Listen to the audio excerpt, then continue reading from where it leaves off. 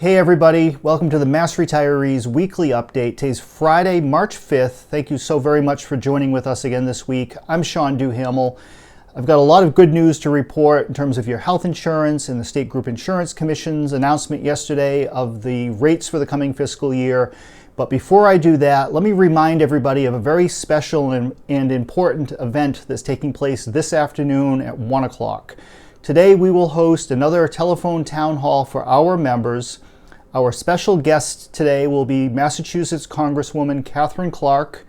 She is a very close friend of our association. She is a staunch supporter of public retirees. Most importantly, she is the Assistant Speaker of the U.S. House of Representatives. So very important position, very influential position.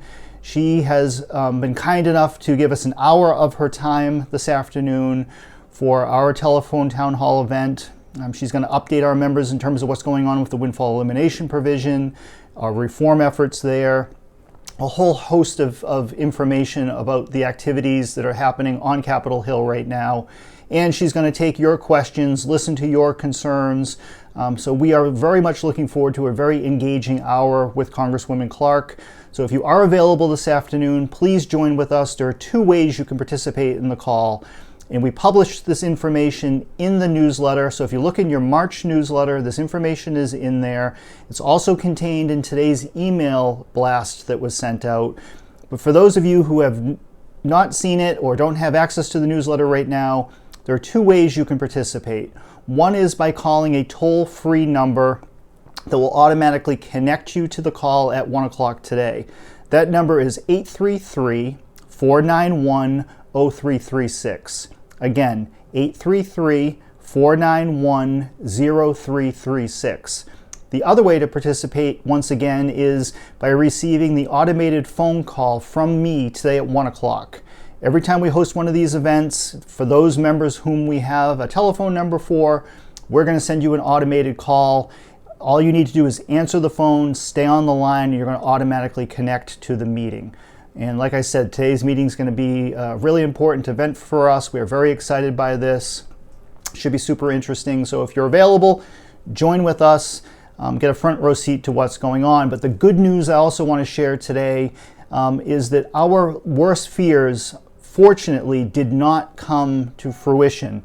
And by what I mean by that is a year ago when the pandemic first started and the economic bottom fell out here in Massachusetts and really around the globe, the first thing we thought of is, oh my God, what is the impact on public retirees going to be? Because at the end of the day, that's our job, is to look out for you, protect your interests, and always trying to anticipate what might be coming next.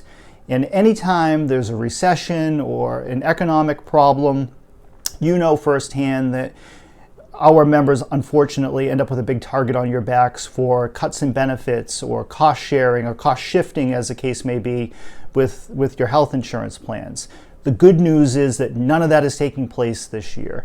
The situation has stabilized, our economy has bounced back, things here in Massachusetts continue to get better. Each day, more and more folks are finding that they have access to the vaccination and are getting vaccinated. I know that process is still very convoluted and the supply certainly cannot meet the demand, but we're making progress with that. And because of all of that, the economic picture here in Massachusetts has improved. So there was no attempt this year to force you to pay more for your health insurance as an activity of cost shifting. So that's great news. And as we reported a few months ago, the ability of the Group Insurance Commission announced that they are not going to increase copayments and deductibles for the coming fiscal year. This is fiscal 22 we're talking about. It begins on July 1st of this year. And even if you are not an enrollee of the GIC, so if you're a municipal retiree and you're receiving your health insurance benefits from the city or town that you retired from, all of this ultimately still impacts you. The cities and towns look to the state, first and foremost, as the example of how retirees are being treated. But state law also allows cities and towns to mimic the plan design and the copayments and deductibles and the costs of the GIC. And they can do that outside of the collective bargaining process. So it's very, very important that what happens at the GIC quickly affects what's happening at the local level. So we are truly all in this together.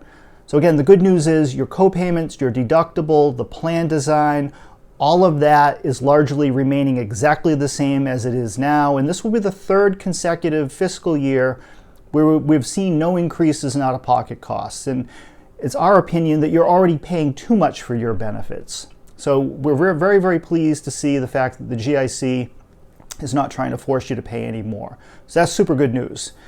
The other really good news came yesterday when the GIC announced the premium contribution rates for the coming fiscal year. So there's two components to paying for your health insurance. One is the co-payments and the deductibles that you pay every time you use your benefits. So every time you get a prescription filled, or every time you go to a doctor's appointment or have a test, you know that there's usually payments attached to that. So that's one piece of what you're responsible for.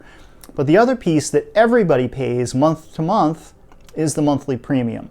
And that monthly premium is withheld from your pension check. And it varies depending on when you retired, where you're retired from. So at the state level, there are 3 levels of contribution for retirees: 90-10, 85-15, and 80-20. Those rates are dependent upon when you actually retired. The state has been very committed to the philosophy of not pulling the carpet out from under existing retirees when they've changed policies over the last few decades. So that's why we have 3 different contribution levels for state retirees.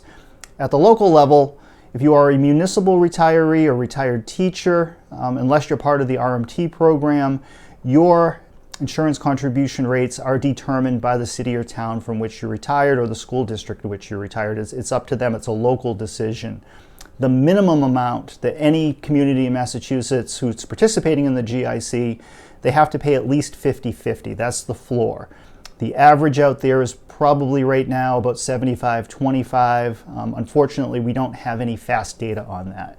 So, long story short, the overall increase across all of the GIC plans, Medicare and non-Medicare, the average increase for the coming year is 5.2%. Now, that's the average for everybody. The really good news is that starting with Medicare retirees, the average increase for Medicare retirees is only 2.3%. And for those of you who are enrolled in the UniCare Optional Medicare Extension Plan, the OME plan as we call it, your increase is going up 2.2%. Now obviously, we would prefer not to see any increase whatsoever in premiums ever, for any reason. That goes without saying. Unfortunately, that's not exactly a realistic expectation to have.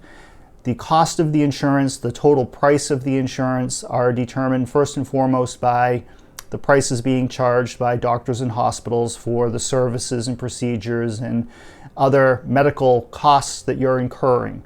There's a price to all of that. That price is set by the private markets. The insurance companies negotiate specific pricing and discounts and so forth. Same with the drugs, the prescription drugs.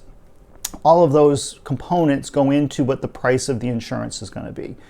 In addition to that, utilization, so how often people are seeking medical treatments. The more people who are using the insurance, the higher the cost is going to be. So we're very pleased anytime we see those cost increases coming in below what we're seeing in the private sector. Now here in Massachusetts, in the private sector for 2021, we're seeing the average cost going up somewhere between 5 to 7%. So the fact that the GIC is below that average private sector cost is really good news. And I should add that Blue Cross Blue Shield is also well below the private sector averages in terms of the municipal health insurance benefit that the Blues deliver. So here in Massachusetts, our members, whether you're retired from the cities and towns or at the state level, your increases are below what we're seeing take place in the private sector. And that's really indicative of the great job that the Blues do and that the GIC does and that UniCare does and Harvard Pilgrim and Tufts in managing these benefits. If you are a non-Medicare retiree, and the majority of our members who are not enrolled in Medicare, most of you are enrolled in the UniCare Basic plan. The UniCare Basic plan is increasing 3.5% for both individual plans and the family plan. Tufts Navigator is another very popular plan with a number of retirees and particularly active employees. Tufts Navigator is going up 4.7% for individuals, 4.8% for families. And finally, the UniCare Plus plan is going up 8% for individuals and 8.4% for families. Now, all that being said, I urge you, before you jump to any conclusions or think about switching plans, sit down and look at the actual dollar cost per month. The UniCare plan is less expensive, for instance, the OME plan is less expensive per month than some of the other plans.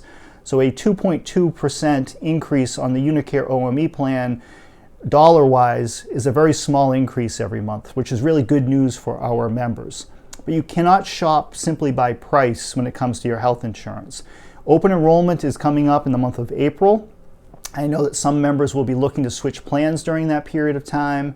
And what Cheryl Stillman, our insurance coordinator, always urges members to consider is whether your doctor, your hospital, the healthcare providers that you're seeking care from, make sure they're covered under whichever health insurance plan you're going to choose.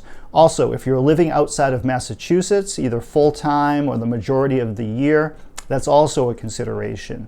The managed care or the network plans offered by the GIC, by and large, only cover emergency care outside of the network area. So if you're living in Florida full-time, you cannot choose one of the HMOs that has a limited network in Massachusetts. Really, only the UniCare plan is going to be the national coverage that members living and residing outside of Massachusetts full-time have to rely upon. So again, if you have any questions about anything with your healthcare, give us a call.